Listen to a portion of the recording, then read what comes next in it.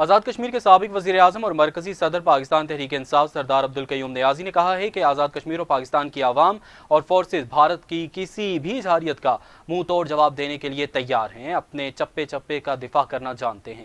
Media نمائندگان سے گفتگو کرتے ہوئے سابق وزیر اعظم آزاد کشمیر سردار عبدالقیوم نیازی کا کہنا تھا کہ آزاد کشمیر کے عوام بھارت کو پاکستان کو میلی آنکھ سے دیکھنے کی اجازت نہیں دے سکتے ہیں۔ بھارت پہلے اپنے اندرونی حالات اور درپیش معاملات سے اپنی جان چھڑائے۔ بھارت نے اگر کوئی غلطی کرتے ہوئے جارحیت کی تو اسے اس کا خمیازہ بھگتنا پڑے گا۔ سردار عبدالقیوم نیازی نے کہا کہ عالمی طاقتوں اور انسانی حقوق کی تنظیموں کو سوچنا چاہیے اور اپنا کردار بھی ادا کرنا چاہیے۔ اگر یہ جنگ چھڑ گئی تو دنیا بھر بالخصوص جنوبی ایشیا کے لیے خطرناک ثابت ہو سکتی ہے۔ انہوں نے سانحہ پہلگام کو بھارت کی خود ساختہ کارروائی قرار دیتے ہوئے کہا کہ بھارت پہلے بھی ایسی کئی کارروائیاں کر چکا ہے۔ بھارت اس کے ذریعے پاکستان اور کشمیریوں کو بدنام کرنے کی ناکام کوشش کر رہا ہے۔ ان کا مزید کہنا تھا کہ بھارت کی ہر سازش کو ناکام بنائیں گے اور ان کا اصل چہرہ دنیا کو دکھاتے رہیں گے۔